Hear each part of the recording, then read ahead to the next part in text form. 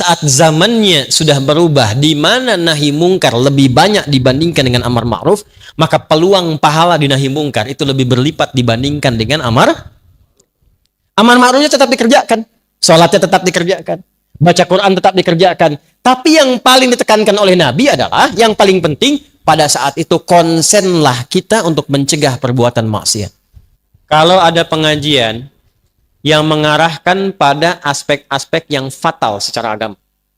Misal, yang keras, yang melukai, bahkan sampai menghilangkan nyawa, itu cepat hilangkan. Hindari. Jauhi, hindari. Karena akan tiba, kata Nabi, satu bentuk pengajian-pengajian dalam bahasa hadisnya tentang hadis muflis. Ada orang yang kalau mendoktrinkan untuk melukai orang. Sampai puncaknya, wasafaka dama hadza. Ada yang menumpahkan darah membawa nama Allah. Hati-hati ya. Kalau ada yang ngajak perselisihan, ngajak sampai menumpahkan darah, itu hindari. Karena akan membuat kita bangkrut di hari kiamat. Dan sekarang terjadi.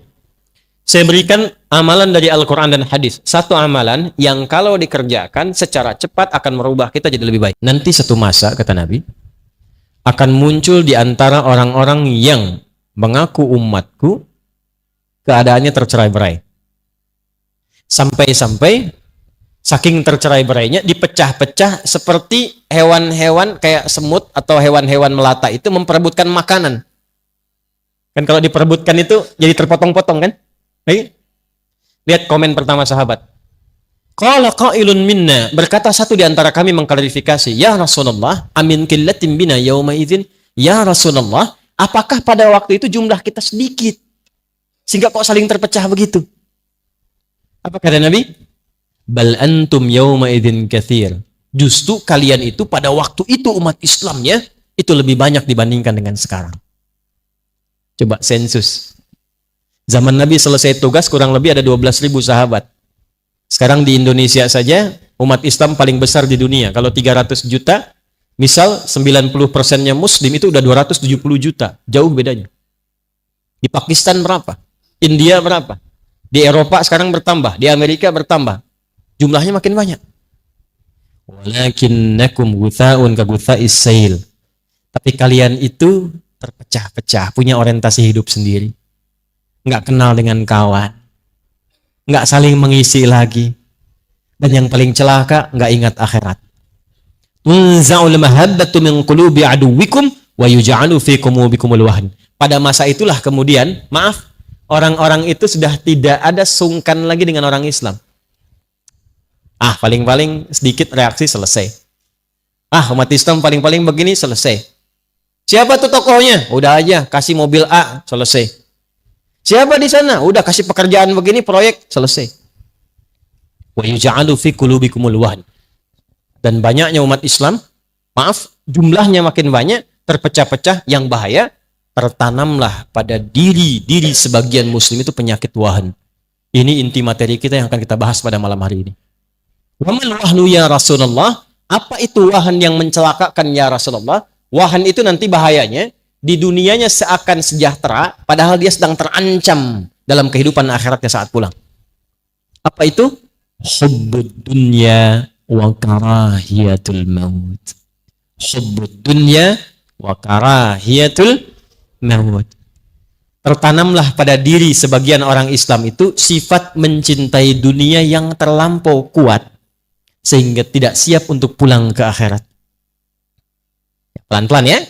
Sikap mencintai dunia yang kuat sehingga tidak memiliki kesiapan bekal yang cukup untuk pulang ke akhirat. Nih, gampangnya contohnya begini. Contoh. Maaf ya. Kalau sholat itu untuk dunia apa akhirat? Dunianya ada, tapi bekal utamanya untuk akhirat. Sholat itu ibadah ritual, berkahnya untuk dunia. Di antara berkahnya misal, tanha anil fahsya'i wal munkar. Orang sholat pasti merubah dirinya jadi lebih baik. Yang kedua, orang sholat akan lebih tenang hatinya. Itu berkahnya. Tapi manfaat sholat yang paling hakiki itu adalah persiapan bekal untuk pulang. Itu yang saat kita selesai sholat dituliskan pahalanya. Baru niat dituliskan pahalanya. 10 kebaikan, 27 derajat. Itu yang dimaksud 10, 27 itu apa? Itu bekal untuk pulang. Karena yang antum pakai sekarang, bajunya, pecinya, mukena ibu-ibu yang sekarang pakai, itu semua nggak dibawa ke akhirat. Ke alam kubur aja nggak dipakai. Selesai semua dunia. Yang dibawa pulang hasil dari sholatnya. Itu yang disebut pahala oleh kita. Nah cuman nanti kata Nabi, ada satu masa, orang nggak ingat pulang. Jadi yang dicari dunia semua. Contoh gampangnya begini. Anda pilih mana kalau sedang ada Jumatan, Anda ditawari pekerjaan, gajinya 100 juta per bulan, tapi harus meninggalkan Jumat. Pilih mana? 100 juta tidak Jumatan atau 100.000 Jumatan? Masa? Sekarang ada kok orang jadi kasir di toko aja ninggalin Jumatan? Coba lihat. Kejadian nggak sekarang? Kayak yang pengusaha-pengusaha tuh, yang sedang tanda tangan proyek. Saya tanya tuh, ada proyek nilainya 150 miliar, ditanda tangan pas waktu Jumat. Saya tanya, kejar proyek atau akhirat?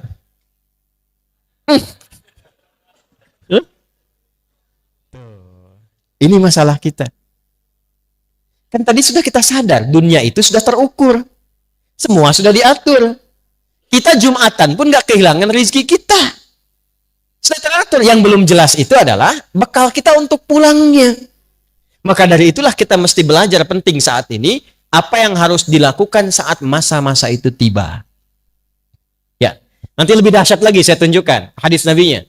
Au kama qala Rasulullah sallallahu alaihi wasallam, sayati 'alaikum zamanun, akan tiba satu masa. Satu, lihat baik-baik. Taqarubus sa'ah atau taqarubuz zaman. Waktu semakin cepat diakses. Setahun kayak sebulan, sebulan kayak sepekan, sepekan kayak sehari, sehari kayak sekilatan. Terasa nggak sekarang? Kayaknya baru kemarin saya ke sini ternyata sudah hampir 11 tahun. Kayaknya baru kemarin. Ya. Yang kedua, saat waktu itu tiba, taqarubul aswaq, pasar bisnis mudah diakses. Dulu Anda ke pasar, pakai angkot, pakai ojek, datang ke situ belanja, lalu pulang. Sekarang klik handphone, datang barang. Kejadian nggak? Tapi saat masa itu tiba, kata Nabi, perhatikan, yantashirul kadhib dan tashirul fitan.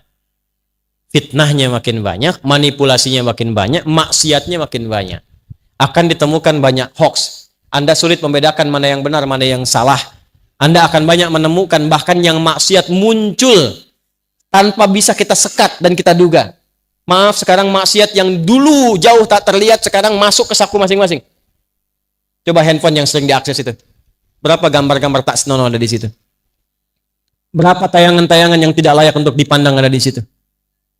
Ya, berapa yang sekarang online yang dilanggar di situ? Judi online, pinjaman online, serba online tapi maksiatnya ada di situ. Dulu maksiatnya offline, sekarang jadi online. Ada maksiat online sekarang. Dulu nggak ada, offline semua. Sekarang online. Kejadian nggak? Saat kita berada di masa itu, apa yang harus kita lakukan? Nah, ini adalah inti pembahasan kita di malam hari ini. Langkah-langkah strategis atau tips Al-Quran dan hadis mengatasi problematika di akhir zaman. Secepatnya. Satu. Langkah yang pertama. Nanti di hadis lain, jika sudah masuk di era itu, maka berlatih setidaknya meninggalkan maksiat. Ingat ya, saya ulangi, berlatih meninggalkan apa? Maksiat. Islam itu sifatnya dua. Ada amar ma'ruf, ada nahi, dan dua-duanya berpahala. Ingat itu. Jadi pahala itu bukan amar ma'ruf saja, sholat, amar ma'ruf, baca Quran, amar ma'ruf. Tapi saat yang bersamaan, maaf, meninggalkan maksiat. Ada pandangan dari gambar yang tak bagus, kita palingkan, dapat pahala. Awas. Diajak oleh teman ke tempat yang tidak baik, langkahnya kita palingkan, dapat pahala. Ada tayangan tak bagus, klik. Misalnya, keluar hal-hal yang tidak baik, kita kemudian palingkan, dapat pahala.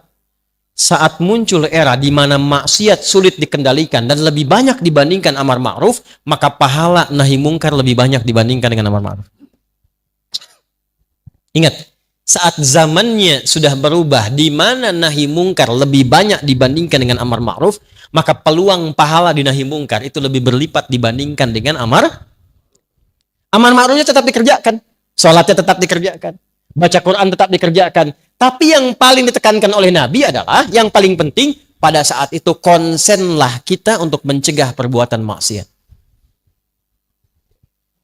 Gini-gini. Sehari sholat berapa kali?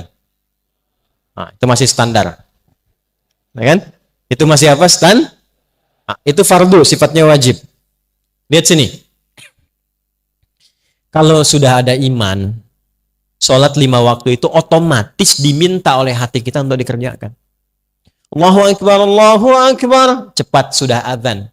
Nggak ada orang ingatan pun, hati kita karena punya iman, imannya mengatakan, cepat sudah azan, siap-siap. Pernah begitu? Jadi amar ma'ruf itu kalau sudah fardu, otomatis di hati kita begitu. Sya'ban, mau Ramadan, itu otomatis. Sebentar lagi Ramadan tiba, siap-siap. Nggak ada ustadz ngasih tahu pun, karena punya iman, imannya memberitahu. Tapi saat yang bersamaan, nahi mungkarnya lebih banyak. Kalau perbandingan nahi mungkar dengan amar ma'ruf lebih banyak mungkarnya dibandingkan dengan ma'rufnya, maka konsentrasi kita arahkan untuk yang mungkarnya, karena yang ma'ruf itu sudah otomatis tubuh kita melakukannya. Yuk, prakteknya gini. Iya, tenang. Nah, baik ya. Hati-hati Bu ya, nggak ada railingnya ya, hati-hati. Ibu turun nggak kelihatan ke bawah husnul khotimah nanti tuh. Tenang ya, pelan-pelan. Nah, karena sudah masuk ke intinya, saya akan pelan menyampaikannya. Tadi itu masih mukadimah terakhir. Sampai jam berapa kita? Silahkan. Nggak apa-apa, sampai subuh nggak apa-apa. Tadi DKM sudah menyiapkan makanan kok tadi katanya. Ya, saya tanya nih, yang bawa handphone angkat tangan. Sudah bawa semua kan? Nah, yang bawa handphone saat sholat angkat tangan. Nah, saya tahu. Handphonenya masuk saku kan? Baik. Lalu sholat kan? Saya tanya, apa isi handphone itu saat dibawa dalam sholat? Bagus. Ceramah, update status sehari satu hadis, sehari satu ayat. Bagus. Yang paling repot, ketika handphone itu dibawa sholat dan di dalamnya ada gambar-gambar yang Allah tidak senangi. Gambar. Ada aplikasi yang tidak Allah sukai. Ada video-video yang baru terbuka yang tidak Allah senangi. Kok bisa bawa kotoran, dimasukkan ke dalam sakunya, dipakai lewat sholat dan mengatakan Allahu Akbar? Apa nggak malu sama Allah? 1. 2, nggak bawa handphone. Tapi maaf, sholat, tapi lisannya baru digunakan untuk maksiat. Ada yang sebelum sholat, maaf, sempat mencaci, sempat mencela, sempat bikin keburukan. Lalu dengan begitu tenangnya dibawa itu semua dalam sholat. Nah, dalam kondisi-kondisi demikian, kalau kita sudah temukan hal yang demikian, maka apa yang dilakukan yang pertama kali? Berlatihlah dalam setiap waktu untuk mengendalikan tubuh kita menjauhi maksiat. Salah di sini. Lawannya soleh. Lihat rumusnya. Kalau salah ditekan, soleh pasti naik. Sudah pasti. Kalau soleh yang turun, salah pasti naik. Nih, lihat baik-baik, fokus. Kata-kata yang kotor, kata-kata buruk, lawannya kata-kata apa? Kalau yang buruk kita selalu tekan, pasti yang keluar yang baik, karena tidak ada yang buruk lagi. Jadi otomatis kalau kita mencegah yang mungkar, amar ma'rufnya akan makin banyak. Nah, ada era di mana yang mungkar tuh makin banyak dibandingkan yang ma'ruf. Orang udah mulai ninggalin sholat, yang sholat pun cuma takbir pertama mundur, bawa kotak masjid. Ya kan? Yang kedua kemudian keluar tukeran sendal. Sendal saya mana ya? Mana ya? Ya Allah, ini dia. Dia pakai begitu aja yang paling bagus. Padahal dia ke masjid nggak pakai sendal. Ada yang begitu. Ada yang baru selesai sholat sudah komen imamnya. Dasar imam baru hafid Quran aja belagu. Masya Allah. Timbang sholat maghrib baca Yasin. Padahal baru selesai itu sholat tuh. Maka apa yang dikendalikan dalam situasi itu? Dan sekarang kan makin parah. Karena live langsung. Sekarang saya haji aja, saya umrah, saya lihat orang tawaf aja live. Subhanallah. Kelihatan nggak di sana? Alhamdulillah. Ya Allah. Kan? Ya kita berhusnudzon iya, tapi menempatkan fikih dengan benar juga itu harus. Maka yang dilakukan apa? Satu, dari ujung kepala sampai ujung kaki, latihan tiap hari. Turunkan pikiran dulu. Mata. Terus sampai ke kaki. Sekarang hari apa? Ahad. Besok Senin. Coba latihan sepekan dari Senin sampai dengan Ahad nanti. Sepekan. Latihan berpikir yang baik. Husnudzon. Karena era-era sekarang itu banyak suudzon. Coba antum buka berita dari apapun, diklik online, itu 85% isinya itu kemungkaran semua. Judi online begini, ada yang ditemukan pembunuhan, baru mabuk begini, di sini ada begini, di sini ada kriminalitas. 85% isinya sekarang itu hasil dari maksiat semua, media sekarang. Kalau nggak percaya silahkan cek. Dan yang paling menarik apa? Yang paling menarik, semua otak kita dicuci tanpa sadar untuk melakukan tindakan-tindakan yang salah. Akhirnya kita baru lihat komen orang saja sudah ikutan ribut di komennya orang. Padahal kita nggak ada urusan dengan masalah orang itu. Satu orang bikin status, di bawahnya komentar. Yang komen pada ribut. Padahal yang bikin status biasa-biasa saja. Satu kan? Maka apa yang dilakukan? Sepekan berlatih bagaimana husnudzon dalam kehidupan. Mulai dengan di rumah tangga dulu. Suami husnudzon kepada istri, istri husnudzon kepada suami. Ibu dan ayah husnudzon kepada anak, anak berprasangka baik kepada kedua orang tuanya. Lalu praktekkan. Jelas? Pekan keduanya, mata. Yuk latihan sepekan, atau bisa dipraktekkan berbarengan. Ini kan nggak susah, pikiran dengan mata. Maaf, ini sederhana tapi mahal. Dan pahalanya bisa jadi paling banyak di era kekinian. Sepekan, latihan memandang yang dibenarkan oleh Allah. Ayatnya Quran, kalau yang ini Quran surah 49 ayat 12, di Quran ada semua. Yang ini Quran surah ke-24 ayat 30 untuk laki-laki, 31 untuk perempuan. Latihan mata. Kullil mu'minina. Katakan pada orang-orang yang beriman Muhammad SAW, perintahkan pada mereka. Yaghuddu min absarihim. Sepanjang sudah punya iman, imannya pakai untuk memandang. Jadi orang beriman itu ciri khasnya, imannya membantu perilaku dia untuk bekerja. Iman naik ke mata, mata akan dibimbing bagaimana cara melihat berdasar imannya. Makanya kita punya standar. Apa yang harus dilihat, apa yang tidak dilihat. Maaf ya, nggak ada orang pun kalau ada iman, Anda keluar dari sini, lihat baligo besar misalnya di luar di jalan, yang terpampang misalnya ada aurat terbuka. Yang tidak layak dilihat. Yang tak layak dilihat itu aurat manusia. Kalau aurat hewan memang terbuka.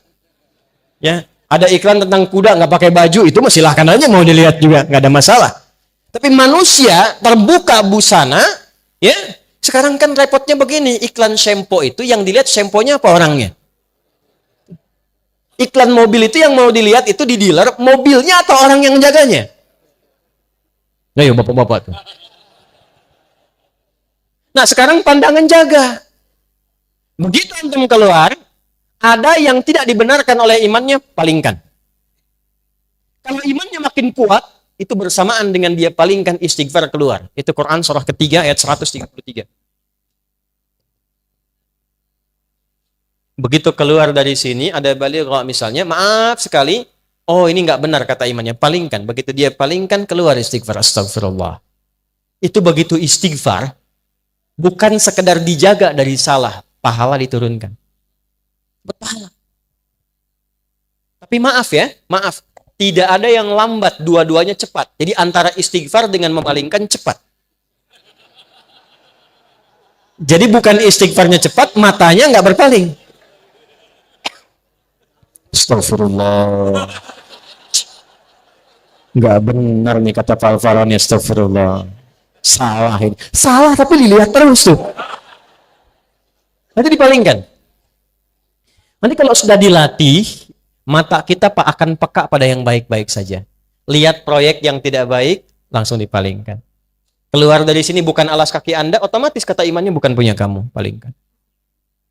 Tapi kalau iman bermasalah, sakit, atau iman kosong, ya, bisikannya lain nanti.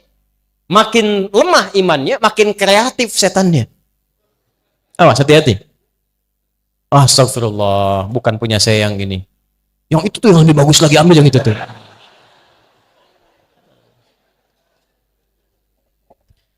Antum yang bapak-bapak nih, kalau buka status yang antum lihat istri orang apa istri sendiri?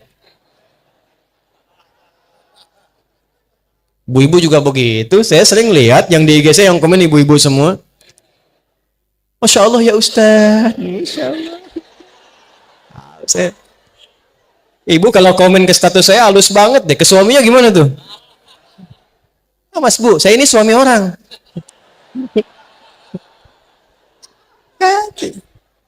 Awas, hidup penuh kepalsuan sekarang ini nih.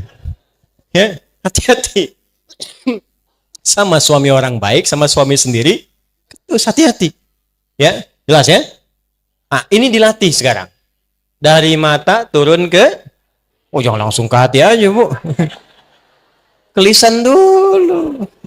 Langsung ke hati aja Ibu. Dari mata turun ke lisan. Turun ke hati langsung ke kauan. Nih, pekan kedua, ini materi kayak sederhana Pak, tapi mahal. Dan sekarang kita lagi butuh ini. Lagi butuh ini. 2, turun ke lisan. Saya cepat di lisan, nanti saya berhenti. Ayatnya Quran surah 49, ayat 12, ayat 11 sampai 12. Ya ayyuhalladzina amanu, la yasra qaumin qaum. Nanti layar taba'dukum ba'da. Hei orang-orang yang telah menyatakan beriman. Ini saya cepat terjemahkan pakai ilmu nahu ya. Ya harfun nida, linida'il qarib mutawassit wal ba'id. Ya huruf penyeru untuk yang dekat, menengah dan jauh. Disebutkan sebanyak 361 kali dalam Al-Qur'an. Memanggil yang dekat, menengah dan jauh. Ketika ya disatukan dengan iman, seakan Allah ingin mengatakan begini. Hei semua yang telah menyatakan beriman. Dimanapun engkau berada, baik engkau merasa sedang dekat, menengah ataupun jauh dari Allah. Tapi engkau merasa beriman. Ayyuha disebutkan 150 kali dalam Al-Quran. Ayyunya munada menguatkan, haknya tanbih mengingatkan. Aku tegaskan, aku ingatkan, sepanjang engkau beriman. Alladzina disebutkan 1080 kali dalam Al-Quran. Menunjuk semua tanpa kecuali. Besar, kecil, tua, muda, laki-laki, perempuan, semua lintas profesi. Sepanjang engkau beriman, aku tak peduli siapa engkau. Engkau punya jabatan, punya pangkat, engkau hartamu banyak, engkau cukup, engkau rakyat, engkau pejabat. Kata Allah, aku nggak peduli. Sepanjang kau merasa punya iman, la yasra qaumin qaum. Jaga lisanmu, jangan sampai merendahkan orang lain. Jangan saling mencela. La yaghtab ba'dukum ba'da, jangan bikin hoax, jangan sakiti orang. Man kana yu'minu billahi wal yaumil akhir falyaqul khairan aw liyasmut. Kata Nabi lebih detail. Nabi mensyarah ayat ini. Siapa yang merasa beriman kepada Allah dan merasa dihisab lisannya hari kiamat, katakan yang baik, tak mampu diam. Katakan yang baik, tak mampu. Bisa nggak kita praktekkan sepekan? Jangan marah, kata Nabi, la taghdab. Bisa nggak sepekan aja? Mau keluar yang tak baik, tahan. Ada orang misalnya nggak sopan sama Anda, mau Anda marah, la taghdab. Tahan. Oh, pikiran baik, praktekkan. Nyambungkan lisan langsung ke pikiran. Mungkin dia begitu karena belum tahu saya. Ya, tahan lagi. Nggak usah ditambah-tambah, belum tahu dia siapa saya. Turunkan. Ada yang nggak sepakat dengan istri dengan suami, jangan marah. Diam dulu. Kontrol. Dengan diam itu lebih tenang pikiran. Ya, suami dengan istri kan bedanya tipis-tipis, tapi pandangannya kan jauh. Ya kan? Istri mau datang aja udah pakai seragam tuh. Kadang-kadang nunjukin lu ke suami. Apa yang bagus mana ya kajian Ustaz Adi? Pakai bajunya yang hitam atau yang putih? Kata suami bagus hitam deh mah. Ah kayaknya putih deh Pak. Dia nanya tapi udah punya pilihan. Masih untung kalau dipakai, begitu keluar hijau. Tahan. Itu lisan. Kita bisa tata itu sepekan saja berubah kita. Kalau nggak percaya silahkan, demi Allah. Pikiran, lisan, kemudian pikiran, mata, lisan, telinga. Di atas kepala aja di sini dulu nih. Kita perbaiki selama sepekan, demi Allah, cek sepekan berikutnya. Antum akan menjadi pribadi yang berubah dari sebelumnya. Cuma mengamalkan beberapa ayat aja. Jaga deh. Cuman sepekan amalkan ayat ini. Ayat mata, ayat telinga, ayat lisan. Amalkan selama sepekan. Lihat perubahan yang terjadi hari ini sampai sepekan ke depan. Perhatikan bagaimana Al-Quran merubah kita menjadi pribadi yang lebih baik. Wa'tasimu bihablillahi, hablillah di sana Quran.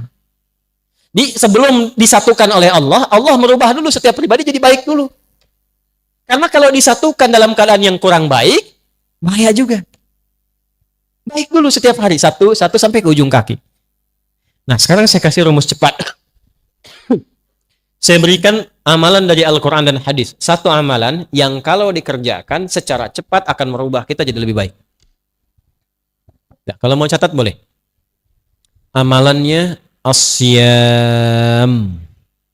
Apa amalannya? Bukan asyap, asyam. Ya. Artinya puasa. Apa? Puasa. Satu-satunya amalan yang disiapkan untuk menambah amal soleh saat yang bersamaan mengikis amal salah. Cuma puasa. Anda kalau nggak percaya, besok Senin puasa tuh. Niatkan untuk mencintai Rasulullah. Karena beliau ketika ditanya, kenapa engkau puasa hari Senin? Kata Nabi, kama qala hadza yauma wulidtu. Ini hari saya dilahirkan. Niatkan puasa Senin untuk mencintai Rasulullah sallallahu alaihi wasallam. Ini juga dalil bahwa saat hari ulang tahun boleh puasa untuk mengevaluasi diri. Saya kembalikan. Besok puasa, silahkan cek. Demi Allah saya katakan, ketika Anda puasa, saat yang bersamaan Anda ingin meningkatkan amal soleh Anda. Yang biasa cuma sholat fardu, bisa sholat sunnah. Yang biasanya jarang baca Quran, bisa baca Quran. Yang hebat itu bisa menghentikan maksiat saat puasa. Makanya ketika Ramadan, koruptor kan libur. Bukan karena takut mencuri, takut batal puasanya. Silahkan cek. Besok timbang puasa sunnah, cuma puasa sunnah saja, maksiat bisa ditahan. Antum walaupun seorang pemarah, itu akan ditahan gak pengen marah, karena takut batal puasanya. Ada seorang pemarah, puasa. Tiba 5:30 ada yang mencaci. Bukanya jam 6. Dia lagi jalan sama istri, dicaci sama orang. Dia tahan gak marah. Istrinya bingung. Kan suaminya biasanya pemarah. Kata istrinya, bang, abang kan biasanya marah. Kenapa gak dibalas? Kata suaminya, ntar habis maghrib. Tunggu maghrib dulu. Kan 30 menit lumayan buat mikir. Begitu maghrib, dia gak mau hilangin pahala puasanya. Gak jadi dia marah. Jadi kalau Anda ingin berlatih menghilangkan kebiasaan buruk, rajin puasa. Senin, istirahat dulu. Setelah enak Senin, tambah Kamis. Jangan dirapel dulu. Jangan terlalu banyak. Nanti bosan. Senin dulu aja. Senin sudah enak, besoknya Senin lagi. Pekan depannya lagi. Sudah enak, sudah terbiasa, tambah Kamis. Terbiasa Kamis, tambah Ayyamul Bid. Sudah terbiasa, langkahkan ke tingkat tertinggi puasa sunnah, namanya puasa Daud. Sehari puasa, sehari. Senin puasa, Selasa, tidak, libur. Rabu puasa, Kamis. Nah, kalau sudah puasa Daud, yang Senin, Kamis itu ikutkan ke Daud. Karena kita sudah berada di level yang lebih tinggi. Dan berbahagianya begini, kalau Anda puasa Senin, Kamis sudah terbiasa, terus pindah ke Daud, begitu saat Kamisnya libur, itu pahala puasa Kamis tetap dituliskan. Dalilnya apa? Hadis Nabi, "Idza maridal 'abdu aw safar kutiba lahu mithla ma kana 'alaihi muqiman shahiha." Kalau seorang hamba punya uzur seperti sakit atau safar, dia menghilangkan kebiasaan rutin amal solehnya karena kondisi ini, karena uzur, baik itu sakit atau safar, pahalanya tetap dituliskan sempurna. Antum terbang dari Palembang, besok ke Jakarta. Pas terbangnya itu mendekati waktu-waktu zuhur, ba'da zuhur bahkan. Antum sholat dulu. Nah, begitu sampai ke Jakarta, kan zuhurnya sudah selesai di sini. Kan bisa dijamak qashar kan? Ya kan? Zuhur jadikan 2, asar jadikan 2. Ada sholat sunnah qobliyah zuhur? Ada. Ba'diyah zuhur ada? Antum biasa kerjakan itu kalau sedang mukim. Karena safar, antum qashar. Ketika antum qashar, antum nggak kerjakan yang sunnah tadi. Itu pahala sholat sunnahnya tetap dituliskan sempurna. Hadisnya sahih. Jadi kalau sudah qashar, yang sunnah sudah. Jangan terlampau soleh. Betul, karena yang fardu aja dikurangi, masa mau ditambah sunnah? Terus ya? Itu hadiah dari Allah, qasar itu hadiah. Ketika Anda qasar, itu pahala sholat sunnah dituliskan bagi yang biasa sholat sunnah. Kalau enggak, yang enggak dapat pahala juga. Ya, yang hebat tuh begini, Bu. Kalau perempuan kan ada masa haidnya kan? Ini catat rumus, Bu, ini di antara kita saja nih. Ya. Ini perempuan-perempuan muslimah. Kalau masa sucinya rajin beramal, sholat, baca Quran, dia zikir, dia sholawat, masa haidnya kan berhenti itu sholatnya. Ya kan? Itu semua kebiasaannya dituliskan pahalanya walaupun dia sedang libur dalam haidnya. Maka saya nasihatkan pada muslimah dimanapun berada, dalam keadaan masa suci perbanyak amal soleh. Karena Anda akan mendulang pahala pada masa haidnya. Cepat, mumpung belum datang masa monoposnya. Kalau sudah tiba masa monopos, nggak ada bedanya nanti. Karena semua berjalan lagi. Nah, kembalikan pola ini kepada apa yang tadi kita bahas, teman-teman sekalian. Kembalikan. Susun ini dari awal sampai dengan akhir, ujung kepala sampai dengan ujung kaki. Berlatih ini dulu. Kalau mau cepat, puasa. Jelas? Oke, jadi setelah ini silahkan. Yang besok puasa Senin silahkan. Nyaman tambah Kamis. Jangan cepat-cepat ya. Senin dulu aja. Sampai nikmat dan konsisten Senin, pindah Kamis. Nikmat konsisten Senin Kamis, tambah Ayyamul Bid. 3 hari di pertengahan bulan. 13, 14, 15 Hijriah. Sudah konsisten, mau tambah, silahkan. Puasa Daud. Tolong diingat, saya penting ingatkan dulu. Yang ada cuman puasa Daud. Tidak ada sholat Daud. Subuh sholat, duhur tidak. Asar sholat, maghrib tidak. Tidak ada. Yang ada puasa Daud. Tidak ada sholat Daud. Nggak usah kreatif. Ya, tidak usah kreatif. Terlalu inovatif dalam persoalan ibadah bisa masuk kategori bid. Nah, cepat. Saya mau selesai. Kita 15 menit lagi selesai. 2. Kalau sudah konsisten menata diri jadi baik. 2. Perdalam ilmu pengetahuan. Penuhi majlis-majlis ilmu. Ya. Saya yakin insya Allah di Palembang ini, Sumatera Selatan pada umumnya, banyak guru-guru yang hebat-hebat, baik-baik, ulama-ulama kita. Para tuan guru, ulama, habaib, dan sebagainya, penuhi majlisnya. Kalau bisa, saya usulkan begini. Masjid-masjid ini, itu bukan sekedar diikat dengan organisasi, ikatan antar masjid. Di DMI, Dewan Masjid Indonesia. Didaftarkan aja, tidak. Data, Pak, di sini wilayahnya ada berapa masjid. Setelah itu kerjasama. Bikin kajiannya itu yang terukur, difasilitasi jamaah. Jangan semua kajian sama. Nanti malah berlomba-lomba, sini kosong, sana penuh, pindah sini. Kadang-kadang begini, beda masjid jamaahnya itu aja. Kerjasama dengan masjid-masjid. Masukkan database jamaahnya. Misal, ada fikih yang pokok dulu. Fikih sholat, fikih zakat, fikih misalnya haji umrah. Ibadah ada di Masjid Baitur Rahman. Nanti fikih-fikih yang sosial misalnya, ini di masjid yang sebelahnya. Fikih-fikih yang membahas tentang aspek-aspek kehidupan muamalah, masjid sebelahnya. Database ustadznya dimasukkan, informasikan, saling kemudian mengingatkan. Jamaah Baitur Rahman disampaikan. Bapak Ibu jamaah sekalian, hari ini kita punya kajian fikih salat. Nanti setelah insya Allah di depan masjid kita itu ada ustadz hebat. Ulama hebat akan bahas fikih zakat. Yang ingin tahu tentang zakat, silahkan ke sana. Itu caranya. Perdalam majlis ilmu dengan cara belajar 3 hal. Karena sekarang zaman fitnah. Awas, hati-hati. Hati-hati. 3 ini tidak kita dapati, problem akan muncul. Sesama muslim bisa saling celah. Yang bahaya masjidnya kosong. Cuma gara-gara kunut, yang satu kunut, yang satu tidak, nggak pada ke masjid. Padahal yang salah itu yang tidak sholat subuh. Yang paling celaka begini. Yang ngimaminnya yang kunut, imam, makmumnya nggak ikut. Itu bahaya. Atau sebaliknya, yang imamnya yang tidak kunut, makmumnya sujud sahwi. Kaidahnya kan begini, kaidahnya kata ini Nabi yang sampaikan, bukan saya. Innama ju'ilal imamu liyu'tamma bihi, faqira'atul imam qira'atul makmum. Imam itu dijadikan, kata Nabi, supaya diikuti. Jadi kalau imam ruku, makmum ruku. Imam sujud, makmum sujud. Imam baca kunut, makmum ikut kunut. Syekh Ibnu Shalih Al-Utsaimin itu mufti. Ilmunya luar biasa. Mazhabnya Hambali. Beliau nggak kunut yang subuh. Tapi apa fatwanya? Kata Syekh Utsaimin, kata beliau, fatwanya, jika ada imamnya kunut, maka makmum yang tak sama paham kunut pun mengaminkan di belakangnya. Allahumma hdina fi man hadait. Amin. Wa'afina fi man afait. Amin. Bukan sebaliknya. Allahumma hdina fi man hadait. Bid'ah. Hah? Kejadian nggak sekarang? Oh. Nah, saat terjadi yang seperti itu, maka apa yang dilakukan?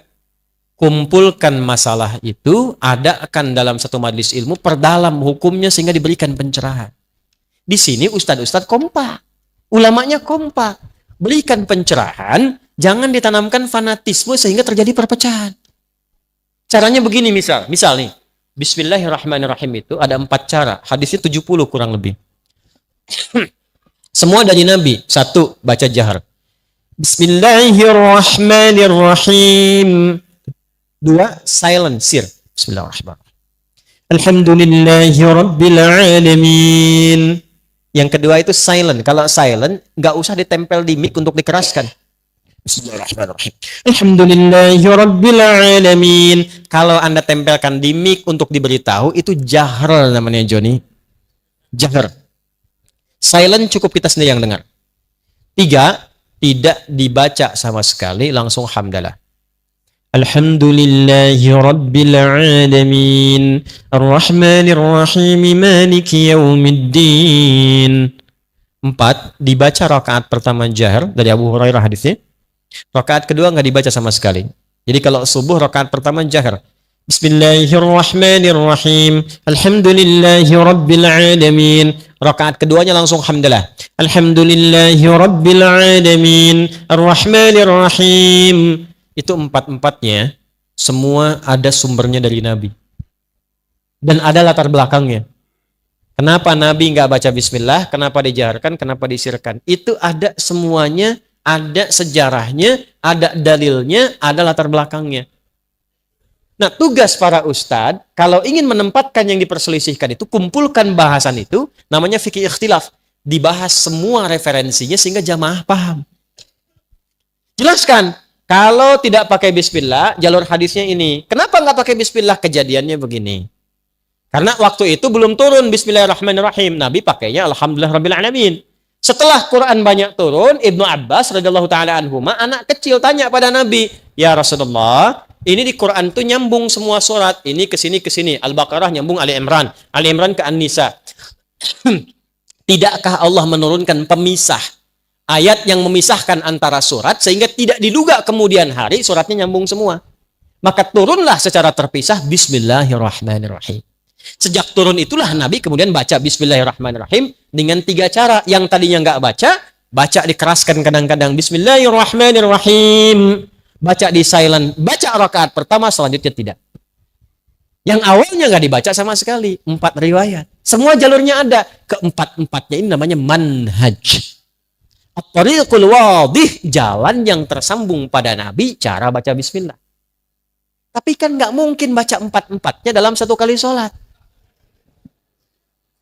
Imam Masjid Baitur Rahman ingin baca bismillah dalam sholat subuh, komplit sunnah Nabi. 4-empatnya dia baca. Bismillahirrahmanirrahim. Bismillahirrahmanirrahim. Tidak dibaca sama sekali.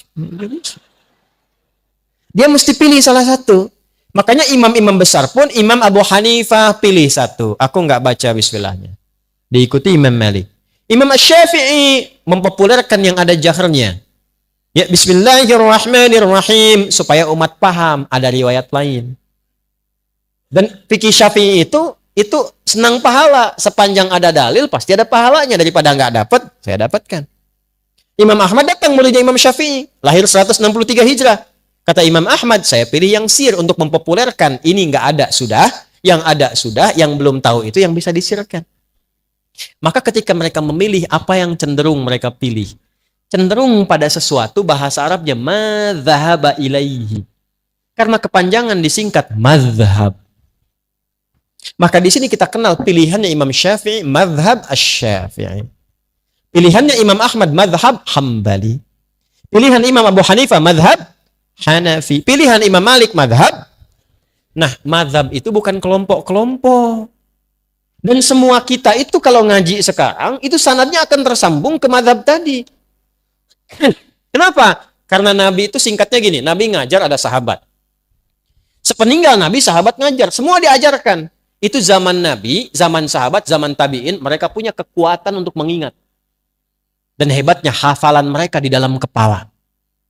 Karena orang sekarang hafalnya di luar kepala. Di luar kepala itu belum hafal. Mereka itu hafalnya di dalam kepala. Nah, bertambahnya masa, berubah eranya, berkurang ingatannya. Karena orang dulu tuh maksiatnya sedikit. Jaga maksiatnya banyak, dijaga. Sehingga berkahnya apa? Kekuatan ingatannya panjang. Sekarang tantangan maksiatnya banyak. Dan ingat, maksiat itu salah satu penyebab utama mengurangi kemampuan untuk menghafal. Saya punya teman, hafal ribuan hadis. Masuk bioskop. Keluar, hilang semua hafalannya. Saya nggak tahu apa yang ditonton. Pulang keluar dari situ, hilang semua hafalan. Ingat, maksiat menghilangkan keberkahan. Imam Syafi'i ngadu kepada gurunya Imam Waqi. Syakautu waqi'an an su'i hifdhi fanasahani an atrukal ma'asi faqala al-ilmu nurun wa nurullahi la yunzal lil 'asi. Saya mengadu kepada guruku Imam Waqi tentang buruknya hafalanku. Kebayang nggak buruknya hafalan Imam Syafi'i? Mungkin beda titik, beda koma. Kata Imam Waqi gurunya, tinggalkan maksiat karena maksiat itu mencegah cahaya ilmu dari Allah masuk dalam kalbumu. Balik ke sini teman-teman sekalian, fokus baik-baik. Kembalikan ke kita di sini, apa yang kita lakukan? Kumpulkan yang tadi itu, ulama dulu banyak mengingat, tapi masa setelahnya kan banyak membaca. Mengingatnya kurang, kemampuan menurun. Maka ada 4 bintang ulama yang menyalin hafalannya dalam kitabnya. Kalau orang sekarang, kitab orang disalin begini, dihafalin. Ulama dulu dihafal dulu, hafalannya nyalin kitab. Kitab tuh disalin dengan hafalannya. Hafal, salin kitab. Sekarang kan kitab ada, dihafalin. Kan? Maka 4 bintang itu, satu Imam Abu Hanifah An-Nu'man yang wafat tahun 150 Hijrah. Kedua Imam Malik bin Anas yang lahir tahun 94 Hijrah.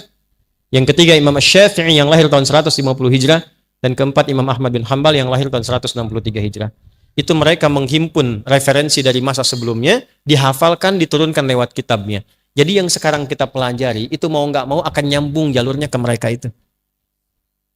Karena semua jalurnya begitu. Maksud saya, jangan pernah katakan begini, ikut mazhab apa ikut Nabi. Itu artinya belum belajar. Tapi jangan kita cela, itu pernyataan aneh. Karena kalau orang ngaji fikih, nggak mungkin berkata demikian.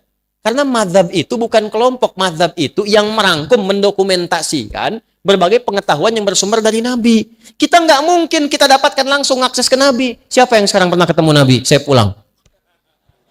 Nggak ada. Nih, Anda belajar sholat dari mana? Nggak mungkin langsung dari Nabi. Oh, tadi saya ketemu Nabi, mimpi kok diajarin begini. Nggak bisa. Kita harus urut riwayatnya dari mana. Nah, kalau kita urut-urut yang mengajarkan dari takbir sampai salam, ketemunya jalurnya di mazhab juga. Ketemunya di situ. Dari mana taunya bismillah dijaharkan? Pernah ketemu Nabi? Tidak. Diurut sifulan sampai ke Asy-Syafi'i. Asy-Syafi'i menerima dari gurunya sifulan sampai ke Nabi. Urutan itu disebut dengan sanad namanya. Di Sahih Muslim ada babul isnad di muqaddimah. Babul isnad minad din. Jadi urutan dalam penyampai riwayat itu termasuk dalam agama. Jadi kalau salah menerima ilmunya, bisa salah ibadahnya. Nah, kita punya itu dalam Islam. Nah, dalam hal yang ada perbedaan, yang tidak sama, belajar caranya supaya tidak saling menjatuhkan. Tidak saling mencela dan merasa benar sendiri. Padahal mungkin orang lain punya alasan yang berbeda dengan kita, cuma sumbernya kembali ke Nabi. Ya, cepat. Saya mau akhiri sebentar lagi. Ini boleh nggak bonus 5 menit? Ya. Lihat nih. Fikih umumnya ada 2. Ada berapa? 1, yang bacaannya sama, caranya sama. Contoh, kita saat mengangkat tangan awal sholat bertakbir mengucapkan apa? Itu satu cara, satu bacaan. Fayaqulu Allahu Akbar. Nggak ada yang beda. Kalau ada satu cara, satu bacaan, itu artinya semua umat Islam dipandang mampu melakukannya. Jangan beda, nggak usah kreatif. Saya capek Allahu Akbar terus, besok Allahu Rahman aja. Allahu Rahim aja, beda, salah. Jelas? Tapi nanti ada yang beda bacaannya, bahkan beda caranya. Tapi kalau diurut-urut sumbernya dari Nabi semua. Kalau ada yang begini, itu tandanya semua umat Islam dipandang oleh Allah itu tidak mampu melakukan dengan satu cara yang sama. Maka diturunkan beragam cara supaya semua bisa melakukannya dan mendapatkan hikmah yang sama. Contoh bacaan. Nih kita baca Quran nih. Al-Fatihah ya. Saya kemarin lihat ada yang viral-viral tuh ngoreksi bacaannya Habib Umar. Hati-hati tuh ya. Jangan nggak sopan tuh. Beliau itu ahli hadis ya. Ahli Quran. Cucu Nabi. Ilmunya banyak. Jauh dengan saya tuh. Ya jauh sekali. Orang belum berilmu belum sampai. Jangan ngoreksi yang sudah berilmu. Ya. Contoh gini. Ihdinas siratal mustaqim. Yang kita baca kan? Dari Hafiz. Pakai shod ya. Ihdinas siratal mustaqim. Jelas? Ada yang nggak bisa shod. Bisanya pakai sin. Gampang kok shod. Kata Anda orang Palembang. Tapi di Arab itu ada yang nggak bisa shod. Dipaksa-paksa sampai kiamat kurang 2 hari nggak bisa. Bagi orang Palembang gampang.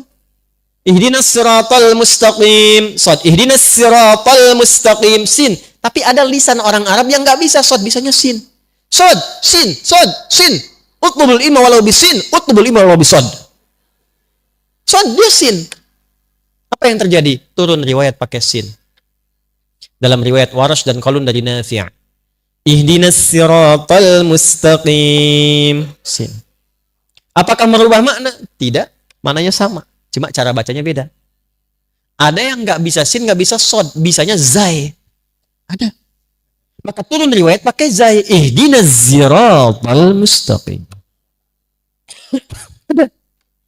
Maaf, saya waktu ngaji di Libya, saya ngambil beberapa riwayat. Saya ngambil Hafiz dan sedikit Qalun dari Syekh Dukali. Ya, ngambil riwayat Warash dari Syekh Ali Ahmar. Beberapa ambil saya yang lain. Itu guru saya cerita begini.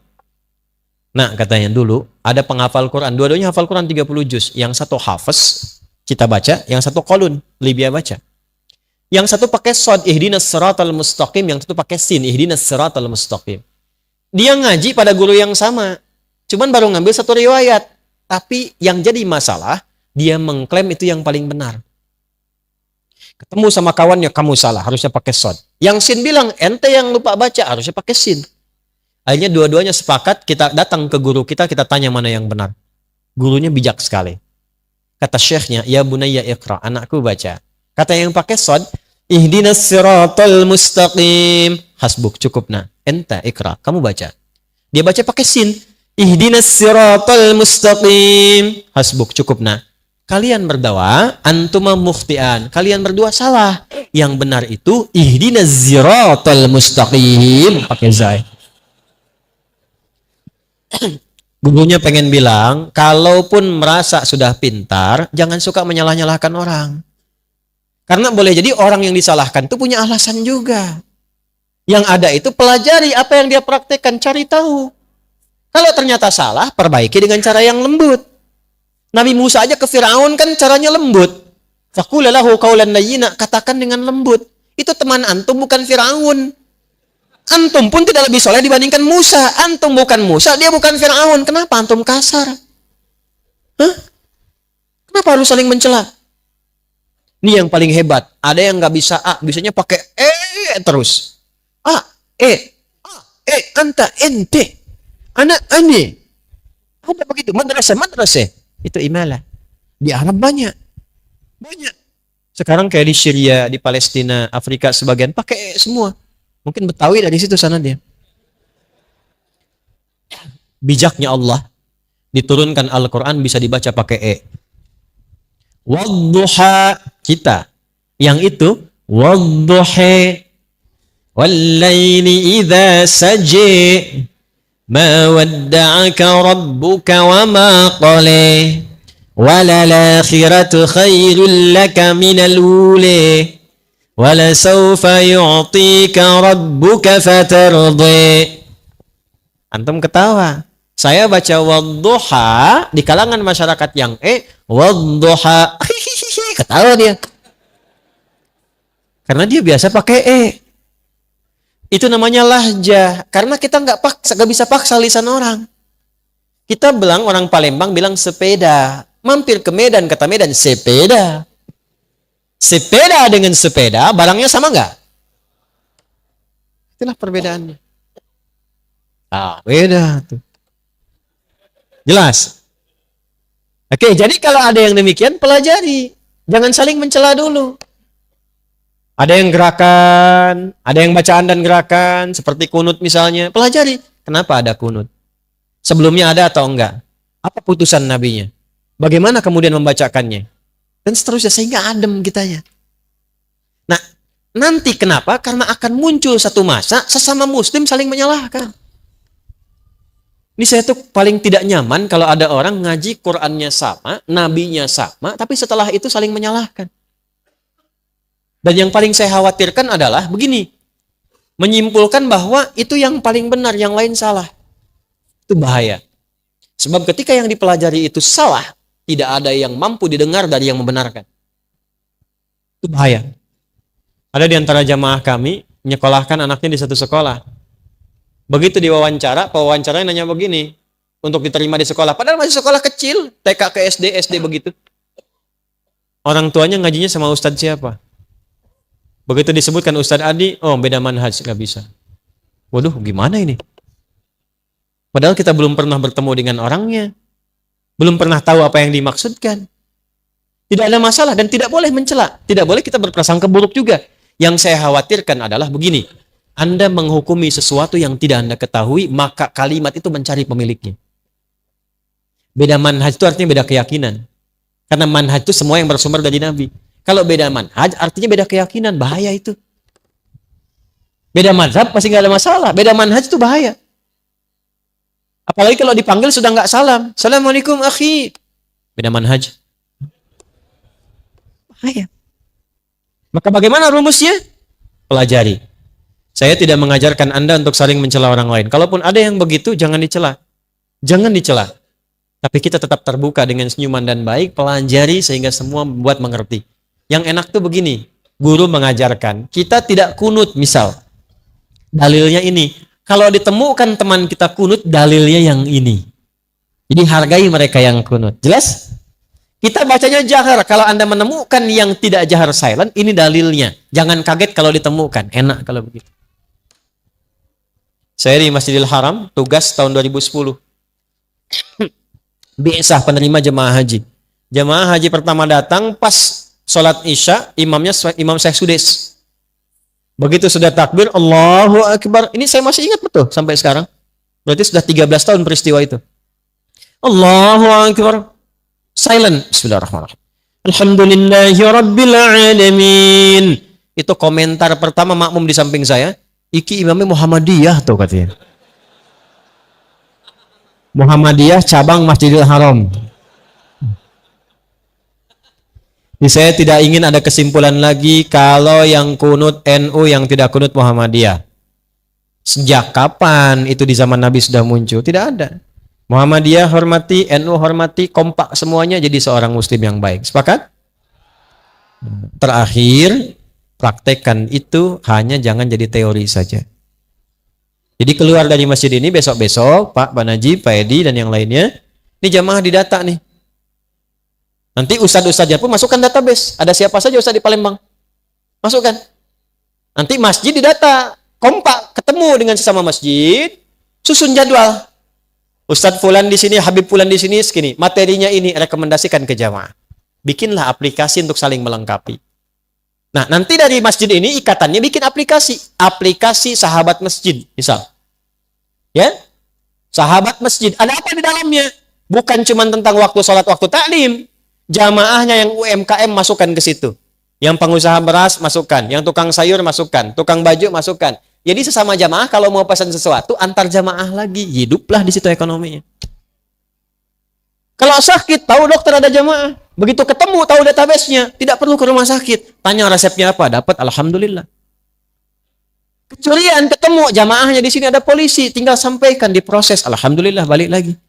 Kalau bisa begitu, itulah yang dimaksudkan nilai-nilai keislaman yang hadir dalam satu saf. Innamal mu'minuna ikhwah. Jadi itu yang kita bahas seperti sederhana, tapi insya Allah kalau kita istiqamah sampai dengan wafat, mudah-mudahan dengan itu kita dimuliakan oleh Allah Subhanahu.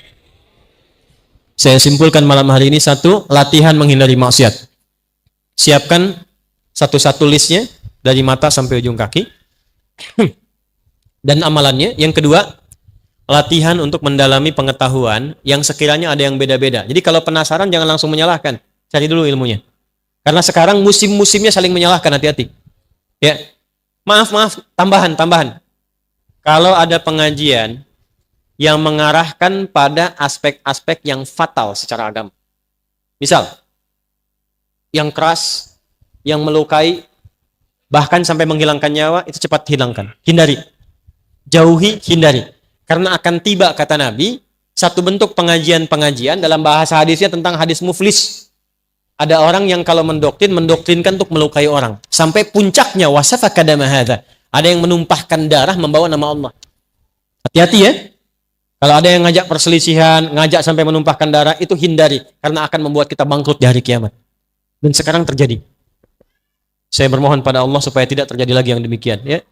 Itu waktu kejadian di Jalan Tamrin meledak itu, saya sedang di Lampung. Wah! Jamaah langsung tanya, Ustaz, apakah bom di Jalan Tamrin termasuk fisabilillah? Saya bilang, Mas, sependek pengetahuan saya, jihad fisabilillah itu jihad di jalan Allah, bukan di Jalan Tamrin. Hati-hati ya. Yang terakhir, praktekkan persaudaraan difasilitasi oleh DKM Kompa. Ustadz-ustadznya kita persaudarakan, bikin database, kumpulkan semua jamaah di situ. Insya Allah kalau begitu, kita mendapatkan Palembang, Sumatera Selatan sebagai baldatun thayyibatun wa rabbun. Allahumma taqabbal minna innaka antas sami'ul alim. Wa tub 'alaina innaka antat tawwabur rahim.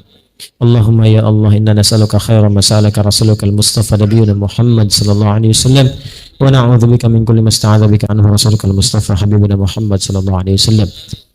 Ya Allah, kami mohon kepadamu segala kebaikan yang pernah dimintakan oleh Rasul Nabi Muhammad sallallahu alaihi wasallam dan berlindung kepadamu dari segala keburukan yang diperlindungkan kepadamu oleh Nabi Muhammad sallallahu alaihi wasallam. Rabbana la tada' lana fi maqamina hadza wa fi kulli maqamin dzamban illa ghafartah. Ya Allah, kalau ada pelaku maksiat, pendosa yang hadir di malam hari ini di pengajian ini, jangan biarkan ia pulang kecuali Engkau telah ampuni seluruh dosa-dosanya. Menerima tobat dari perbuatan maksiatnya. Wala hamman illa farajtah ya Allah, bila ada di antara jemaah yang datang membawa kegelisahan, jangan biarkan ia pulang kecuali Engkau telah tenangkan keadaan hatinya. Wala asiran illa yassartah ya Allah, jika ada di antara jemaah yang datang membawa kesulitan, maka mohon dengan keikhlasannya angkat dan hilangkan kesulitannya. Wala maridan illa syafaitah, jika ada di antara jemaah yang datang membawa penyakit, maka mohon angkat dan sembuhkan penyakitnya. Allahumma alif baina qulubina ya Allah. Allahumma wahidna fi saffika ya arhamar rahimin wa jadibna minat tafraqah. Ya Allah, mohon lembutkan hati-hati kami untuk saling bersaudara dalam kebaikan. Jauhkan dari kami dari perpecahan yang mengundang murka dan neraka-Mu ya arhamar rahimin. Ihfadz biladana waj'al umara'ana udala. Ya Allah, mohon jaga negeri kami Indonesia. Jauhkan dari perpecahan. Bimbing para pemimpin kami ya Allah supaya bersikap adil dalam kebijakan mereka yang meringankan hisab mereka di hari kiamat ya arhamar rahimin. Wahfadz ulama'ana waj'alhum mukhlasin lakad-din. Dan mohon jaga para ulama kami ya Allah. Sehatkan mereka, ikhlaskan mereka dalam berdakwah untuk membimbing umat pada kebaikan dan ridha-Mu. Allahumma ja'al baqiyata hayatina hayatan thayyibah. Ya Allah, mohon jadikan sisa kehidupan kami lebih baik daripada hari-hari sebelumnya. Waj'al akhirah hayatina husnal khatimah.